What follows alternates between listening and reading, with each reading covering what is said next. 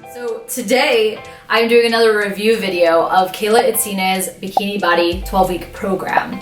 Some of you may know that I did BBG for 56 weeks about 4 or 5 years ago, and I haven't talked about it a lot on here, not too much. However, the point of these reviews is to talk about how these popular fitness and nutrition programs are optimized or not optimized for petite women, shorter women. So I'm going to review BBG through the lens of if it would be good for short women and talk about my results and kind of what happened while I was on the program and all of that fun stuff.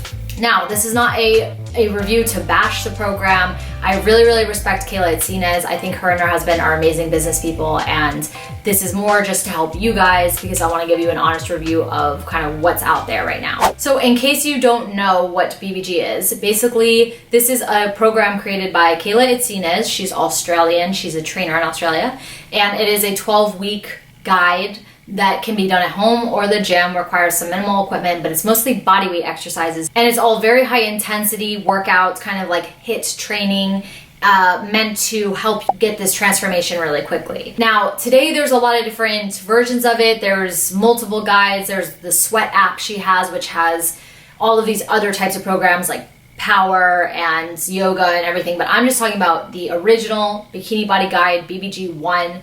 It's also really what started the Instagram fitness craze back in the day, and that's the one that I'm focusing on. In terms of the workouts, they're all exercises that are very high intensity. Think about burpees, mountain climbers, jumping lunges, commando type, lots of body weight but explosive plyometric movements. And they're all paired with each other. So you'll do typically 4 exercises back to back for 6 or 7 minutes, then you get a break, and then you do that again, and then you do that again and again. So 4 times. It comes out to be a 28-minute workout, which is also one way that she really smartly marketed it, is because it's less than 30 minutes a day. However, very intense exercise for those 28 minutes. So that gives you a little snapshot of the program if you've never done it before. Okay, so I'm gonna go over 6 major points about BBG that I think are relevant to this video and talk about how they kind of affect us as petite women. Okay, so point 1 that I want to bring up is that Kayla's program is basically disguised cardio. It's a disguised cardio program. She doesn't really advertise it as being all cardio. However, any personal trainer would take a look at the program and say, yes, this is a HIIT or cardio program, and that's what the main focus is. It's HIIT training, HIIT style training. Now, if you watch my videos in the past, then you know that cardio in petite women is kind of a touchy subject, because when we as petite short women start to do lots of cardio, it messes with our appetite hormones. Okay, so ghrelin goes up, and this means we're gonna be hungry more than we're used to. We're gonna crave foods, we're gonna be really hungry. The reason why this is harder for petite women than taller women is we already have a low calorie threshold because our metabolisms are slower. So if you're eating 400 not 400, oh my gosh, that'd be terrible. If you're eating 1,400 calories a day and now you're suddenly so ravenous from all this cardio that you eat more, you're going to be eating over what you burned off in the gym, eating over what you're allotted in a day, and you'll have the opposite result from what you want, which is you'll gain weight instead of lose weight. Now, this is what happens when people start doing high cardio programs and gain weight, and they say, well, what the heck happened here? Nothing really happened except you messed up all your hormones and now you're really hungry all the time. And you don't want to put yourself against yourself, right? You don't want to be fighting hunger constantly as a long-term lifestyle. No one can do that. I can't do that. I would just eat it back because I don't mess with the hormones. If I'm hungry, I'm going to eat. So off the bat, it's a cardio program, and you guys know this isn't personal with the program. Just any program that is only cardio and mostly cardio, using your body weight as getting the heart rate up, is not going to be great for petite women for the reasons I just talked about. So this kind of segues into my next point, which is body weight exercises will only get you so far. When you first start out, if you've never worked out before, body weight exercises are great. It's a really great way to get into fitness. It's not intimidating, it's accessible, you can do it anywhere. Using your body as weight is a really good idea for beginners. So I like that about this program for a beginner. It's good for learning how to use your body and exercise using just your body weight. Yes, there's minimal weights in the program, but mostly not. If anything, she has like a couple pair of dumbbells here and there, but that's not a weightlifting program. That's not at all. So using body weight has pluses if you're a beginner, but it has limitations because you're not going to be able to see results past a certain amount of point using just your body weight. You will hit a plateau where you will need increased intensity, you will need to increase the weight, and in order to grow muscle and continue to burn fat and continue to build muscle and continue to build a metabolism and see results. So that's one thing that I noticed. I did the program for 56 weeks. We'll get to my results, but didn't see a change, and I'll tell you why. At all for a year. And one of the reasons is body weight exercise just isn't going to stimulate the muscles enough to continue to see progress. That being said, when I was like 13 or 14, someone I absolutely loved was Cassie Ho. I don't know if you guys know her, Blogalotties, but I got into fitness. I mean, I was in fencing and I was a competitor, but in terms of like gym style stuff, I got into that first using Cassie Ho's free YouTube videos, and I thought it was so fun.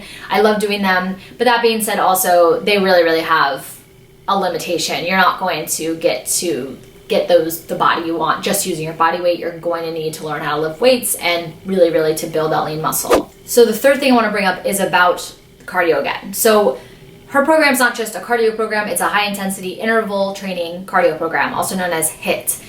HIIT is any type of exercise that is a short burst of all-out effort paired with a short rest break, and you go back and forth, stop and go, stop and go. So with her program, you're doing burpees, like high-intensity burpees, pairing that with jump lunges, pairing that with squat jumps or squat to press, all high-intensity stuff, lots of pounding on the joints. And what happens with high-intensity exercise, and there's a lot of research to show this, is your stress hormone, known as cortisol, will increase. When you have too much cortisol floating around in your body, you will hold on to fat. You will have stubborn fat, and you can increase your cortisol levels from not getting enough sleep, from being stressed about anything, work, life, relationships, and also over-exercising and also doing high-intensity exercise. Now, on her program, I was doing high-intensity interval training 6 or 7 days a week. Any trainer will tell you that the maximum amount you should do HIIT is 2 times a week. Maybe 3 in very special situations where you're trying to break down muscle, but you don't need to do it more than once a week. 2 is pushing it. I do it once a week, if that. Depends on what my goal is at the time. So I was really, really inducing stress in my body, and I just didn't know it. Of course, I could feel it. I was exhausted, but yeah, it's really, really not the best to be in a program that is increasing your cortisol this much, because it's just going to make you hold on to fat even more. The other thing about high intensity interval training is that it is high impact. So jumping, the impact that it has on your joints and your muscles, ligaments, your bones is very high. It's like running, jumping rope. If you look at the lifestyle you want to live, I'm guessing you want to live a lean, healthy lifestyle for the rest of your life, ideally. If you're doing HIIT 7 days a week, that's not going to happen. Your body cannot handle that amount of activity in a long-term way. So if anything, this program might be okay for a few weeks, but as a lifestyle, this is absolutely unsustainable. You can't do HIIT 6 days a week and expect your body to feel good. It's not going to be balanced from a hormonal standpoint. And that's one thing that I really, really started to notice, was just I was so stressed and I had so much inflammation and the fat was not going anywhere. And one of the reasons why is because my cortisol levels were definitely much higher from doing so much HIIT. Okay, point 4 is kind of about the types of exercises that are in the plan. So it kind of recycles exercises throughout the plan. You'll do a lot of burpees. Have I said you'll do a lot of burpees? There's a lot of burpees. You're not going to go many days without doing lots of them.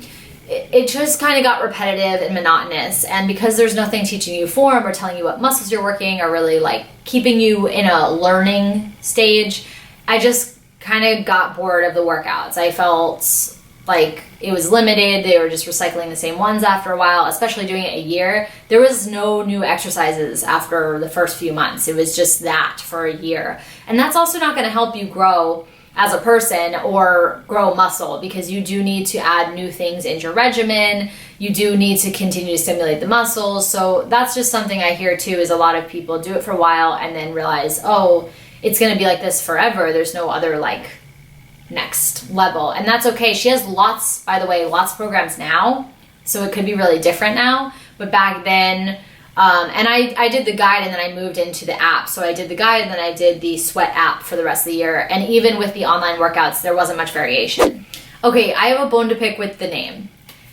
So when it first came out, I was young and it was called the Bikini Body Guide. And it still is, but I think she emphasizes more about it being the Bikini Body Confident Guide, which I like more. Back then, this was pre-body positivity era. Think about it, it was before the time where people called having a bikini body being you have a body and you put on a bikini. That wasn't a thing back then. It was mostly, the message that I got as a young woman was, get the body of a tall Australian model. It made me feel like I would never have a bikini body, kind of ironically. There was like this, oh, have the bikini body that you can never have because you're small and you're short and you're just not gonna look like this. And that was, looking back, it wasn't a healthy mindset to have. I just felt like I just was never enough. And today it's different. I know she emphasizes that it's about being bikini body confident, which is a much better angle. However, back then, and this could be all me, I could have totally misinterpreted the message, but the message to me was hot, tall, Australian woman, and she has a bikini body, and like I don't look like her, so I don't have a bikini body, right? That was what that's what the message that I got, and that made me feel like lesser than. And so when I look back on that, I'm like, okay, the name, I know that maybe it's called Sweat more now. Love it because anyone can sweat. I don't know if I love the name. It doesn't do anything for me, and I don't think it is a body positive term. So I've gone through 1, 2, 3, 4, 5, 6. Okay. Let's talk about my results. This is my 6th point. This is the most important point of the whole video. I lost muscle on Kayla's program. And if you watch my videos, you know that muscle is the most precious thing for petite women, because the more muscle you have, the more calories your body has to spend just to maintain it. What this means is you will burn calories in your sleep. You'll burn calories when you're not at the gym. You'll burn calories when you're living your life. And that is the goal, right? To burn fat when we're not even trying to burn fat. So I lost muscle when I was doing a program because it's all cardio, and cardio is catabolic. It's going to break down muscle tissue.